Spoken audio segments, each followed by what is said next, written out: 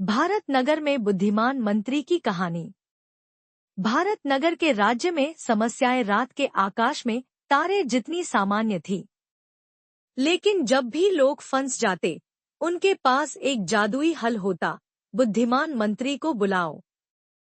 अपनी चतुराई और दयालुता से वह किसी भी समस्या को हल कर सकते थे। आइए, मैं आपको बताता हूँ उन 5 बारों के बारे में जब उन्होंने राज्य को बचाया। समस्या 1, भूख से तंग ग्रामीण। एक दिन कुछ गांव वाले महल की ओर दौड़े आए। महाराज, वे चिल्लाए, हमारी फसलें खराब हो गई हैं और हमारे पास खाने के लिए कुछ नहीं है।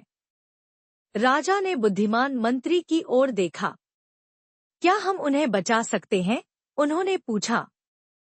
बुद्धिमान मंत्री मुस्कुराए और कहा, हाँ, हम बचा सकते हैं। उन्होंने आदेश दिया कि राजमहल के रसोई घर से बचा हुआ अनाज गांवों में भेजा जाए। फिर उन्होंने किसानों को एक नया तरीका सिखाया, कैसे जल्दी उगने वाली फसलें जैसे आलू और पालक उगाएं। कुछ ही हफ्तों में खेत फिर से हरे भरे हो गए और ग्रामीण खुशी खुशी ताजे खाद्य पदार्थ खा रहे थे। समस्या 2, आलसी अंगरक्षक। राजा ने देखा कि राजमहल के अंगरक्षक आलसी हो गए थे। वे दिन में सोते रहते और खेलते रहते, बजाय इसके कि वे महल की रक्षा करते। क्या करें, बुद्धिमान मंत्री? राजा ने पूछा। बुद्धिमान मंत्री के पास एक मजेदार विचार था। उन्होंने सर्वश्रेष्ठ अंगरक्षक प्रतियोगिता शुरू की। अंगरक्षकों को पहेलियां हल करनी थी, चोरों का अभिनय करने वाले कलाकारों को पकड़ना था और छोटे छोटे कामों में गांव वालों की मदद करनी थी।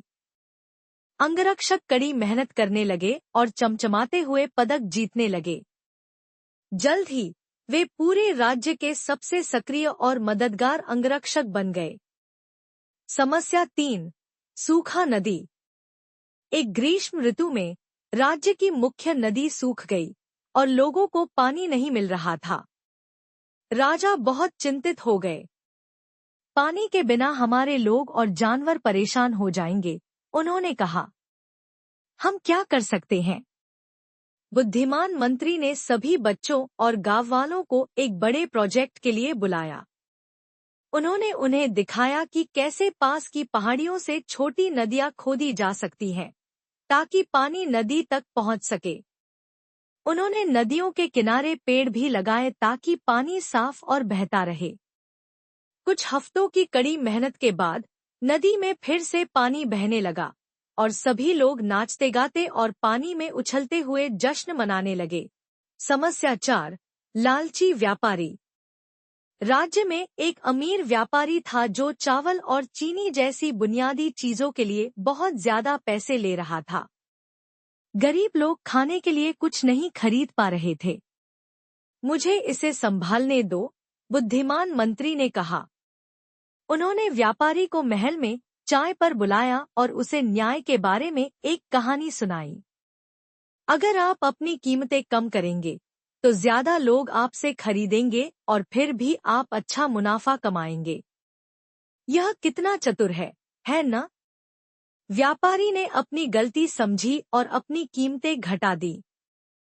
भविष्य में सही कीमतें सुनिश्चित करने के लिए बुद्धिमान मंत्री ने बाजारों में कीमत बोर्ड स्थापित किया ताकि हर कोई सही दर देख सके। समस्या 5, जंगल में फंसे जानवर। एक दिन एक तूफान ने जंगल में पेड़ों को गिरा दिया, जिससे कई जानवरों के ऊपर शाखाएं गिर गईं। गांव वाले डर गए थे कि वे जानवरों की मदद करने जाएं, क्योंकि उन्हें डर था कि जानवर उन्हें हमला कर सकते हैं। बुद्धिमान मंत्री ने कहा, चिंता मत करो, हम जानवरों की मदद सुरक्षित रूप से करेंगे। उन्होंने अपनी टीम के साथ जंगल में जाल, रस्सियां और खाने का सामान भेजा।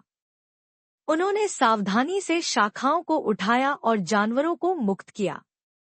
गांव वाले ताली बजाते हुए देख रहे थे जैसे जानवर खुशी खुशी जंगल में लौट गए। भविष्य में ऐसी घटनाओं से बचने के लिए बुद्धिमान मंत्री ने जंगल दिवस की शुरुआत की, जहां लोग मिलकर पेड़ लगाते और जंगल की सफाई करते थे। हर समस्या को हल करने के बाद भारत नगर के लोग खुश और आत्मविश्वास से भर गए। वे अपने चतुर मंत्री से बहुत प्यार करते थे और जब भी उसे देखते जोर से चिल्लाते, बुद्धिमान मंत्री, आप सबसे अच्छे हैं। यह कहानी बच्चों के लिए एक प्रेरणा है कि कैसे बुद्धिमानी, दयालुता और मेहनत से किसी भी समस्या को हल किया जा सकता है।